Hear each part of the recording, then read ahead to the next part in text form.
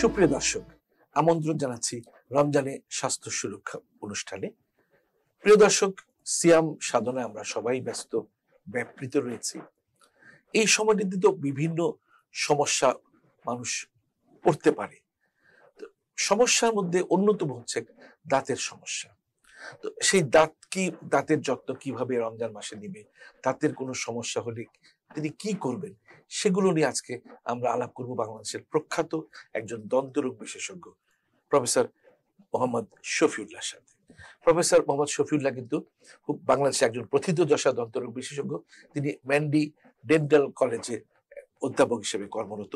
এছাড়া ইবনে সিনা হসপিটালেও ডায়াগনস্টিক সেন্টারেও তিনি রোগী দেখছেন নিয়মিত। ডক্টর প্রফেসর শফিউল্লাহ, আপনাকে অনুষ্ঠানে স্বাগত জানাচ্ছি। কেমন আছেন? জি, ভালো আছি আলহামদুলিল্লাহ। প্রথমে আপনাকে রমজানের শুভেচ্ছা জানাচ্ছি। আপনাকেও শুভেচ্ছা। যে কথাটা আমি শুরুতে বলেছিলাম যে এই মাসটিতে আমাদের সুস্থতা সব অঙ্গেরই খুব গুরুত্বপূর্ণ, তার মধ্যে বড় একটা অংশ হচ্ছে দাঁত। এই দাঁতের সুরক্ষা এই মাসটিতে কিভাবে নেওয়া যায়, প্রথমে যদি একটু আপনি আলোকপাত করেন। ধন্যবাদ। এটা একটা গুরুত্বপূর্ণ কোশ্চেন। এটা আমাদের যারা রোজাদার তাদের জন্য উপকার হবে। তো প্রথমেই আমি বলবো যে দুইটা ব্যাপারে আমাদেরকে একটু সচেতন হতে পারলেই রমজান মাসটা আশা করি সিয়াম সাধনে আমরা প্রকৃতভাবে চালাতে পারবো, পার করতে পারবো। প্রথমটা হচ্ছে যে মুখ ও দাঁতের যত্ন যেটা নিতে হবে, সেটা হচ্ছে যে আমরা 2 বার অন্তত সকালে এবং সন্ধ্যার পরে, সকালে বলতে যে আমরা যখন সাহারি খাই সেই সাহারির খাওয়ার সময়ে, খাওয়ার একটু পরেই যেন আমরা আজান দেওয়ার আগেই দাঁত ব্রাশ করে ফেলতে পারি, মুখটা ভালো করে পরিষ্কার করে ফেলতে পারি, এবং ইফতারের পরে বা প্রথম রাতে খাওয়ার পরে আবার ভালো করে ব্রাশ করে আমরা মুখটাকে ক্লিন নেই। এই একটা বিষয়। দ্বিতীয়টা যেটা বলবো যে যাদের এই সময়ের মধ্যে ভালো থাকা দরকার, তারা রমজান মাসের পূর্বেই দাঁতের কোনো চিকিৎসার আশু প্রয়োজন হলে, দাঁতে ব্যথা হলে বা অন্যান্য রোগের চিকিৎসা হলে সেটা আগেই আমরা করে ফেলি। এই দুইটা পরামর্শ, এই দুইটা যদি মানুষ মেনটেন করে তাহলে রোজার মাসে দাঁতের সমস্যা খুব একটা হওয়ার কথা না।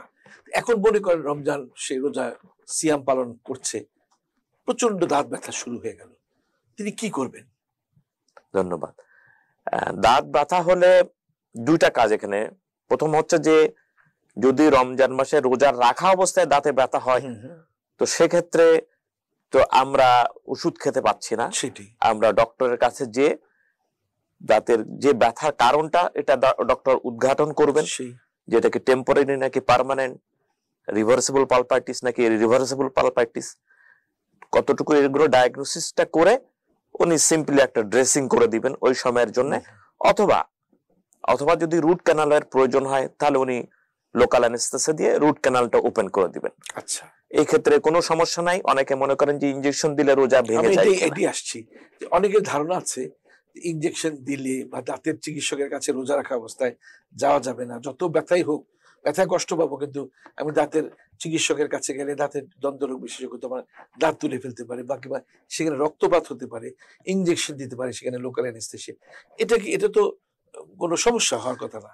জি না, ইনজেকশনের ব্যাপারটা হচ্ছে যে শুধুমাত্র ভিটামিন টাইপের ইনজেকশন অথবা শক্তিবর্ধক জাতীয় ইনজেকশন এটা দেওয়া যাবে না রমজানে রোজা রাখা অবস্থায়। কিন্তু অন্যান্য ইনজেকশন কোনো অসুবিধা নাই, মানে খাদ্যের পরিপূরক কিছু দেওয়া যাবে, কারণ ইনজেকশন তো লোকাল অ্যানেস্থেসিয়া খাদ্যের পরিপূরক নয়, তাই না? জি। এখন যদি রক্তপাত হয়, হ্যাঁ, রক্তপাত হইলে সেক্ষেত্রে আমরা কি কারণে রক্তপাতটা হচ্ছে, কি অসুবিধার কারণে, যদি দেখা যায় মেইনলি অনেক সময় দেখা যায় যে ক্যালকুলাস বা টার্টার বা স্টোন বলি অথবা পাথর বাংলায় যদি বলি, মুখে খাওয়ার পরে জমে যায়, তাহলে এটা ক্লিনিং করা দরকার। এবং এক্ষেত্রেও দিনের বেলায় করা যাবে, কিন্তু সাবধানতা অবলম্বন করতে যে আমি ইচ্ছাকৃতভাবে পানিটা আমরা খেয়ে না ফেলি, ভিতরে না যায়।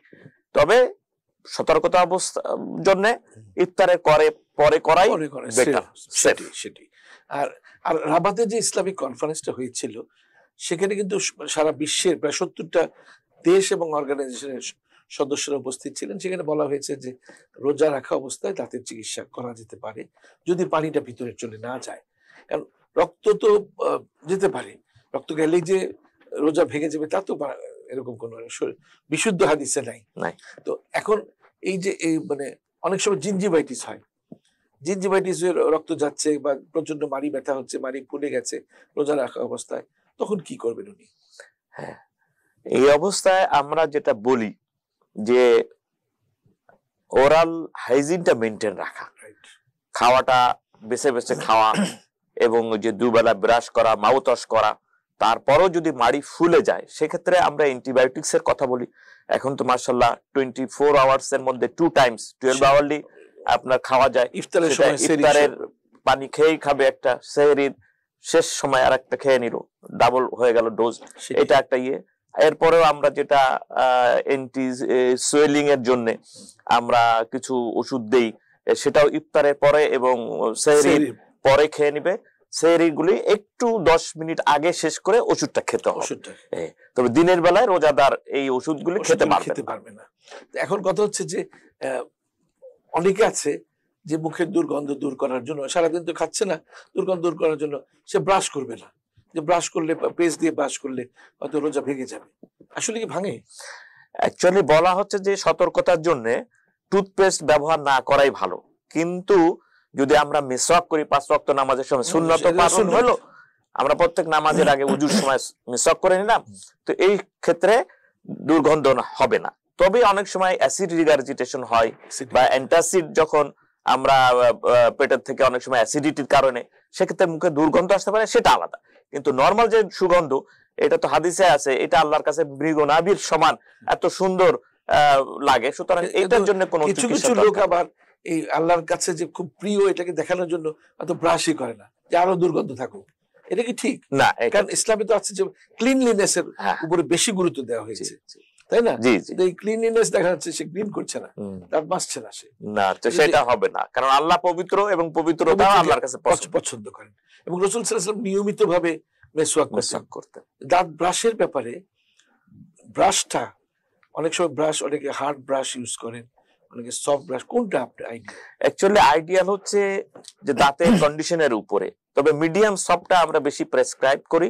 যাদের অত্যন্ত ভঙ্গুর দাঁত হয় বা নড়া দাঁত হয়, সেক্ষেত্রে আমরা সফট ব্রাশও বলে থাকি। তবে যে ব্রাশই আমরা করি, ব্রাশটা একটু নিয়ম মতো করতে হবে, যেমন আপারের জন্য লোয়ার ডিরেকশনে, লোয়ারের জন্য আপার ডিরেকশন, এভাবে আপ এন্ড ডাউন, এইভাবে ব্রাশটা করতে হবে। অনেকেই করে না, অনেকে তো জাস্ট এইভাবে না জানার কারণে করে না। এই জন্য আমাদের এই মেসেজগুলি সবার কাছে পৌঁছে দেওয়া দরকার। আর দ্বিতীয় হচ্ছে যে টুথপেস্ট ব্যবহারটা যখন আমরা করব, অনেকে পানি সহ করে ফেলে, সেটা না। আগে টুথপেস্টটা দাঁতে লাগাতে পারি অথবা ব্রাশে লাগিয়ে আগে ব্রাশ করতে পারি, তারপর আমরা পানির ইউজ করব। প্রথমে আমরা পানিটা ইউজ না করি। সেটাই। আর এমনিও তো ব্রাশ করা যেতে পারে মুখটা পরিষ্কার রাখার জন্য। হ্যাঁ, করা যেতে পারে। সেটাই। আর মানে অনেকের মধ্যে ধারণা আছে, মানে অ্যাডভার্টাইজ আমরা দেখি বিজ্ঞাপনে, যে ফ্লুরাইড সমৃদ্ধ টুথপেস্ট। আসলে কোন বিশেষ টুথপেস্ট কি বিশেষ কাজ করে? হ্যাঁ, এটা খুবই একটা গুরুত্বপূর্ণ কোশ্চেন। অ্যান্টি ক্যাভিটি, যেটা আমরা ক্যারিস প্রিভেন্টিভ বলি, এটা ফ্লুরাইডের দ্বারা ইয়ে হয়। এই জন্য পরিমিত পরিমাণ 1 ppm বলি আমরা স্ট্যান্ডার্ড, বা লেস দ্যান 1 ppm, 0.8 ppm, এটা ইনগ্রেডিয়েন্টটা থাকলে ভালো। এর সাথে যদি ক্যালসিয়াম, পটাশিয়াম থাকে ইনগ্রেডিয়েন্ট, তাহলে আরো ভালো। মানে ইফতারের সময় বা সেহরির সময় এমন কি কোনো খাবার আছে যেগুলি খেলে দাঁতের জন্য ভালো, মাড়ির জন্য ভালো, ভিটামিন সি সমৃদ্ধ? হ্যাঁ, অবশ্যই আছে। কি এটা ভিটামিন সি সমৃদ্ধ। আমরা যে কোনো টক জাতীয় পানি, বিশেষ করে হামদর্দের রুহ আফজা, এটাও অনেক ফলের এক্সট্রাক্ট থাকে এর মধ্যে, এবং খাইতেও খুব মজা, এবং সবাই এটা খুব ভাবে খায়। আমরাও এটা খুব পছন্দ, আমাদের বাচ্চাদেরও খুব পছন্দ হয় ইফতারের সময় এই পানীয়টা উপকারও বটে। হামদর্দের এই রুহ আফজা নিয়ে অনেক কথা আরো শুনবো আপনার কাছ থেকে। একটি বিরতিতে যেতে হচ্ছে। প্রিয় দর্শক, সময় হলো একটি বিরতিতে যাবার। ফিরছি কিছুক্ষণের মধ্যেই, ততক্ষণ আমাদের সাথেই থাকুন।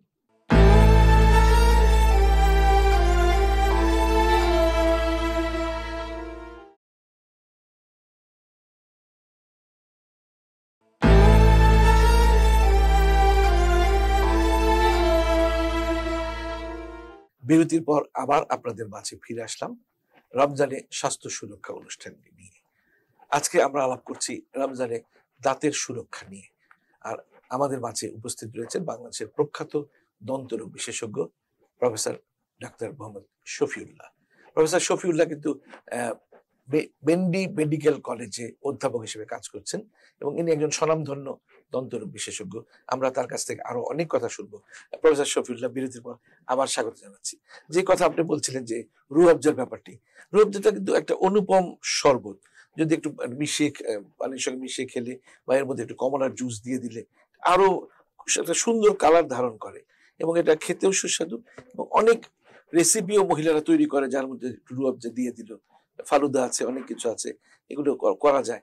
তো আপনি ইফতারের সময় একজন দন্তরোগ বিশেষজ্ঞ হিসেবে কি খান?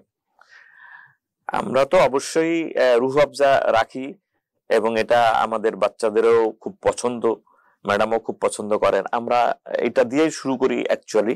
মাঝে মাঝে হয়তো অন্য ভ্যারাইটিজ আসে, সেটা আলাদা, বাট রুহ আফজা হামদর্দের আছে, কারণ এটা অনেকগুলা ফলের এক্সট্রাক্ট থাকে এর মধ্যে, ফ্লেভারটাও ভালো, পানি দিয়ে করলে এটা খাওয়া খুবই পছন্দের। গোলাপের নির্যাস আছে, কিন্তু গোলাপের নির্যাস আমি এটা একেবারে ফ্যাক্টরিতে গিয়ে দেখেছি যে গোলাপ, একদম গোলাপ ফুলের যে নির্যাস দিয়ে এটা তৈরি করা হচ্ছে।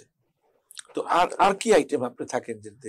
আর আসলে আমরা যেটা বলি যে এই ইফতারের সময় যত লাইট খাবার খাওয়া যায়, আচ্ছা, ফ্রুটস থাকলো, কিছু থাকতে পারে, চিড়া থাকতে পারে, যেটা ফালুদার মতো জিনিস থাকতে পারে। এরপরে আমরা যে রাইস যেটা করি, সফট যদি রাইস থাকে সেটা করা যাতে, ফিরনি টাইপের কম মিষ্টির জাতীয় খাবার, এই জাতীয় জিনিস। তবে আমরা সবচেয়ে বলি যে তেলের জিনিস, ভাজা পোড়া জিনিসটা এই সময় অ্যাভয়েড করা উচিত, খুবই উচিত। যদিও এটা বাঙালি আমাদের পছন্দের, কিন্তু এটা আমাদের স্বাস্থ্যের জন্য অপকারী এবং ইফতারের সময় তো খুবই অপকারী। সেটি দেখা যাচ্ছে যে মানে কাবাব খেতে গিয়ে, কাবাবের হাড় ভাঙতে গিয়ে দাঁত পড়ে গেছে ইফতারের সময়, সেই সময়টা উনি কি করবেন? সেই সময়টা তো যদি দাঁত পড়ে যায়, আসলে ভেঙে গেছে একটা ব্যাপার, পড়ে যাওয়ার একটা ব্যাপার। যদি দাঁত নড়া থাকে তাহলে পড়ে যেতে পারে এবং সেক্ষেত্রে তখন ঠান্ডা পানি দিয়ে মুখে নিয়ে কিছুক্ষণ অপেক্ষা করতে হবে, তাহলে ব্লিডিংটা বন্ধ হয়ে যাবে। ঠান্ডা কি বরফ পানি? হ্যাঁ, আইস ওয়াটার দেওয়া যেতে পারে, আইস ওয়াটার দেওয়া যেতে পারে, অসুবিধা নেই। আর দাঁত যদি ভেঙে যায় তাহলে দেখতে হবে যে দাঁতের কোন অংশটুকু ভাঙছে। যদি মজ্জা সহ ভেঙে যায়, তার মানে পাল্প সহ ভেঙে যায়, তাহলে তার ব্যথা হবে। তো ইফতারের পরে অবশ্যই ব্যথানাশক কিছু খেয়ে এরপরে ডক্টরের কাছে হেল্প নিতে যেতে হবে। সেক্ষেত্রে যে চিকিৎসা লাগবে, সেখানে সাধারণত এই দাঁতের চিকিৎসার জন্য মেইনলি, যেহেতু পাল্প যদি চলে যায় তাহলে অবশ্যই এটা রুট ক্যানালে চলে যেতে হবে। যদি পাল্প ইনভলভ না হয়, হয়তো ফিলিং এ হয়ে যেতে পারে। আচ্ছা, তো এখন এই যে রমজান মাস চলছে, আপনার কাছে কোন ধরনের সমস্যা, দাঁতের সমস্যা নিয়ে একজন রোজাদার আসছে? রোজাদার মেনলি দুইটা সমস্যা নিয়ে আসে। একটা হচ্ছে যে তার ব্লিডিং, গাম থেকে রক্ত আসে, সেটা একটা ব্যাপার। আর দ্বিতীয় দাঁত ব্যথা নিয়ে আসে, যাদের দাঁতে অনেক আগে থেকে ক্যাভিটি হয়ে আছে, সেটা আমরা বলি পালপাইটিস। এই দুইটা ঘটনা নিয়ে মেনলি আসে আমাদের কাছে, বেশি আসে। আপনি এক পর্যায়ে বলেছিলেন যে পেপটিক আলসার বা গ্যাস থাকলে অনেক সময় মুখে দুর্গন্ধ আসতে পারে, সেটার চিকিৎসা কি আপনারা দেন? আমরা তখন বলে দিই যে না, ওই চিকিৎসাটা আমরা দেই না, একজন ওটা গ্যাস্ট্রোএন্টারোলজিস্টের কাছে উনি যান, বা আমরা পাঠিয়ে দেই, রেফার করে দেই এবং বলি যে আপনার এইটা এই নিয়ে, এবং আপনাকে ওই আগের মতোই যে আপনি তেলের জিনিস, ভাজা পোড়া জিনিস, খুব তারপরে প্রোটিন, হাই প্রোটিন জিনিস, এগুলি অ্যাভয়েড করবেন। সাধারণত মানে কোন কোন কারণে মুখে দুর্গন্ধ হতে পারে? মুখে দুর্গন্ধ হতে পারে আসলে যদি আমার মুখে ক্যালকুলাস বা ক্যাভিটিস থাকে। দুইটা জিনিস, ক্যালকুলাস হচ্ছে স্টোন বা পাথরের, মানে যেটা মুখে হলুদ হলুদ বর্ণের, আর একটা হচ্ছে যদি মাল্টিপল ক্যাভিটি দাঁতের, সেখানে খাবার আটকে থাকে এবং এটা লং টাইম, সারাদিন যদি ওখানে থেকে যায়, তাহলে সেটা থেকে দুর্গন্ধ, ব্যাড অডর আসতে পারে। এর জন্য কি ঘন ঘন ব্রাশ করতে হবে? ঘন ঘন ব্রাশ আমরা বলি সাধারণত 2 টাইমস, এটা হচ্ছে স্ট্যান্ডার্ড, আফটার ব্রেকফাস্ট আর আফটার ডিনার। আর বাচ্চাদের বলি 3 টাইমস, আফটার লাঞ্চও বলি তাদের, কারণ তারা বেশি বেশি খায় এবং মিষ্টি জিনিস পছন্দ করে, যার জন্য তারা তাড়াতাড়ি 3 বারই ব্রাশ করবে। তবে নিয়মটা নিয়ম মাফিক হতে হবে এবং 2 মিনিট ধরে হলে স্ট্যান্ডার্ড, এটাই ভালো। অনেক শিশুই আছে যে রাত্রে চকলেট খেয়ে ঘুমিয়ে পড়লো, ব্রাশ করলো না, দেখা যাবে যে তারা খুব তাড়াতাড়ি ক্যাভিটি ফর্ম করছে। এটা মায়েদের তো সতর্ক থাকা উচিত। চকলেট খেলে যদি স্টিকি, সেটা তো ভালো করে ব্রাশ করে ফেলতে হবে। অবশ্যই অবশ্যই। এবং ঘুমানোর আগে তো ব্রাশ ম্যান্ডেটরি সবার জন্য, অ্যাডাল্ট এবং বেবি সবার জন্য। এই এই এই যে রমজান মাস সিয়াম সাধনার মাস, তো এতে তো দেখা যাচ্ছে যে দাঁতের মানে অ্যাজ এ হোল মুখের যত্নটা খুব বেশি প্রয়োজন। মুখে আর কোনো দাঁতের ছাড়াও কি মুখে আর কোনো সমস্যা হতে পারে? হ্যাঁ, খুবই গুরুত্বপূর্ণ একটা বিষয়। মুখের অনেক সমস্যা, তার মধ্যে দেখা যায় যে আলসার একটা বিষয়। মুখে আলসার হয়, ঘা হয়। এখন এই ঘাটা যদি দেখা যায় যে 6 সপ্তাহ চেয়ে বেশি লিঙ্গারিং হয়ে যায়, সেটা আদারওয়াইজ এটা ক্যান্সারের রূপ নিতে পারে। এই জন্য খুবই, বিশেষ করে আমাদের দেশে এই পান খাওয়ার যে অভ্যাস, সিগারেট খাওয়ার অভ্যাস, যদিও আমাদের দেশে অ্যালকোহল খুব কম কনজাম্পশন হয়, তারপরেও যারা খান, যে শ্রেণীর খান, তাদের জন্য খারাপ। সুতরাং এইগুলো খুব খেয়াল রাখতে হবে। বেটেল নাট চুইং আছে, টোবাকো এবং আমাদের যে তামাক, গুল, এগুলি ক্যান্সারের জন্য খুবই খারাপ জিনিস। এবং ইসলামের ধর্মেও আছে যে কোনো রকমের এই নেশা, এটাও তো নেশা। এই পান জর্দা সাদা খাচ্ছে, মানে অনেক হুজুররাও খাচ্ছেন, এটা তো মানে জাস্ট বুঝছেন না এটার যে ক্ষতিকর প্রভাবটা, এই যে ক্যান্সার হয় আপনি বলছেন, জর্দা খেলে, গুল খেলে, ইভেন এখন আপনারা বলেন যে পান খেলেও, যেহেতু পান একটা করোসিভ, মানে মুখের মধ্যে একটা মানে পান খেলে কয়েক ঘন্টার জন্য দেখা যাচ্ছে পানের সঙ্গে যে সুপারি থাকে, সুপারির মেইনলি এগুলো তো সবই ক্যান্সার আছে। এই রমজান মাসে এটা একটা প্রকৃষ্ট মাস, যে রমজান মাসে এগুলো খাবো না, তাই না? এই পান সুপারি জর্দা এগুলি খাবো না, কারণ এগুলি তো মানে খেলে তো রোজাই হবে না। তাই না? এই অভ্যাসটি কি কন্টিনিউ করা উচিত না? অবশ্যই উচিত। এই যে দীর্ঘ 10 ঘন্টা হোক, 12 ঘন্টা বা 8 ঘন্টা সকাল থেকে সন্ধ্যা পর্যন্ত আমরা যেহেতু এটা খাচ্ছি না, সুতরাং যদি ইফতারের পরেও আমরা এটা ছেড়ে দিতে পারি, এই অভ্যাসটা যদি করতে পারি, তাহলে এই যে সিয়াম সাধনার মাস আমাদের একটা অভ্যাস পরিণত, একটা ভালো অভ্যাসও চলে আসলো। কারণ রমজান তো একটা প্রশিক্ষণের মাস। এই প্রশিক্ষণটা যদি আমরা বাকি 11টি মাস কাজে খাটাতে পারি, মানে ধূমপানও তো একটা মুখে দুর্গন্ধের সৃষ্টি করে, এই ধূমপানটা যদি অভ্যাস ত্যাগ করতে পারি, এবং আমি প্রায় বিভিন্ন অনুষ্ঠানে বলি যে রমজান হচ্ছে ধূমপান থেকে প্রকৃষ্ট মাস, প্রকৃষ্ট সময়। তো এই অভ্যাসগুলি ত্যাগ করলে মুখের যে আপনি বিভিন্ন রোগের কথা বললেন, মুখ গহ্বরের ভিতরে, এগুলো তো যাবে। আর কোনো কিছু হতে পারে যে অনেক সময় দাঁতের কোনা লেগেছে, জিহ্বার মধ্যে কামড় লাগছে, দেখা যায় ওই জিহ্বার অংশটা দেখা যায় এই কামড় লাগতে লাগতে ফ্রিকশন হতে ক্যান্সার হয়ে যায়। তখন একজন দন্তরোগ বিশেষজ্ঞ হিসেবে কি করেন? তখন আমরা প্রথমে এটা দেখি যে এর বাইরের অ্যাপিয়ারেন্সটা কি, বিশেষ করে সাদা, লাল, কলিফ্লাওয়ার অ্যাপিয়ারেন্স হয় বা খুব অ্যাগ্রেসিভ একটা দেখা যায়। তখন আমরা ওরাল এন্ড ম্যাক্সিলোফেশিয়াল সার্জন ওনাদেরকে পাঠায়, নিজেরাও কিছু টেস্ট দিয়ে দেই এবং বায়োপসি করার কথা বলি, কারণ কনফার্মেটরি টেস্ট হচ্ছে ক্যান্সারে বায়োপসি করা। তো মুখের থেকে টুকরা মাংস নিয়ে ওটা ল্যাবে পাঠানো হয়, তারা আসে এবং দেখা যায় অনেক সময় যখন আমরা সাসপেক্টিভ বিয়ে করি, দেখা যায় স্কোয়ামাস সেল কার্সিনোমা ধরা পড়ে যায়। ধারালো দাঁতটা কি করে যদি ক্যান্সার নাই হলো, মানে ধারালো দাঁতটাকে আমরা প্রথমে ওই তৎক্ষণাৎ আমরা চাই যে ওইটা একটু রাউন্ড শেপ করে যাতে শার্পনেসটাকে কমে দেয় প্রথমে, এই কাজ। আর যদি দেখা যায় যে এটা ফিলিং করা যায়, তাহলে ফিলিং করে দেওয়ার অ্যাডভাইস করি অথবা করে দেই।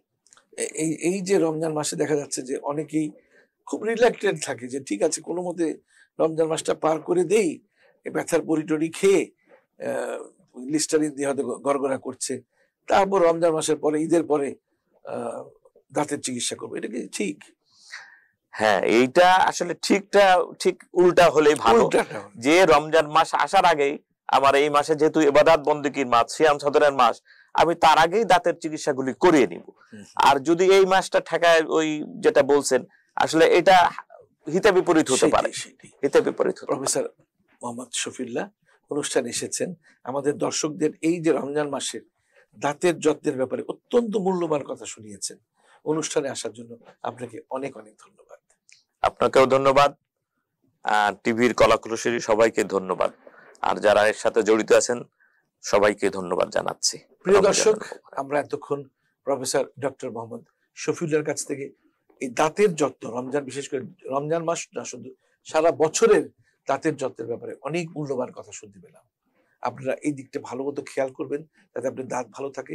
দাঁত ভালো থাকলে কিন্তু আপনার স্বাস্থ্য ভালো থাকবে। আপনারা সুস্থ থাকুন, সুন্দর থাকুন, নিরাপদে থাকুন।